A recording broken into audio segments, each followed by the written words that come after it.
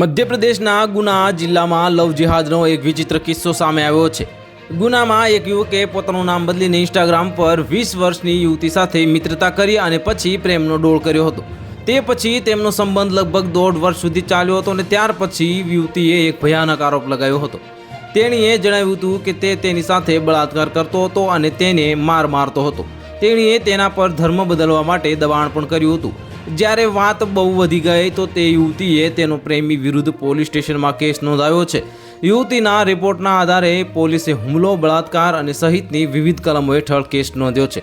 યુવતીએ પોલીસ રિપોર્ટમાં જણાવ્યું હતું કે તેણે વર્ષ 2022માં ઇન્સ્ટાગ્રામ પર ભય્યુ નામના યુવક સાથે મિત્રતા કરી હતી અને તેની પાસે સોશિયલ મીડિયા પર આ જ નામનું આઈડી પણ હતું અને ધીરે ધીરે બંને વચ્ચે વાતચીત થવા લાગી।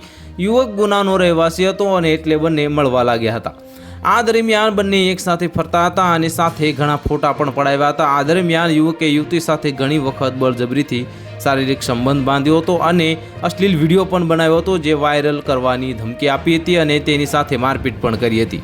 તો હાલ માટે આટલું જ, મળીશું નવી અપડેટ સાથે। જો તમને અમારા વિડીયો પસંદ આવતા હોય તો વિડીયોને લાઇક કરી દેજો, ચેનલને સબસ્ક્રાઇબ કરી બાજુમાં આવેલા બેલ આઇકનને દબાવી દો જેથી તમને આવા સમાચારની અપડેટ મળતી રહે।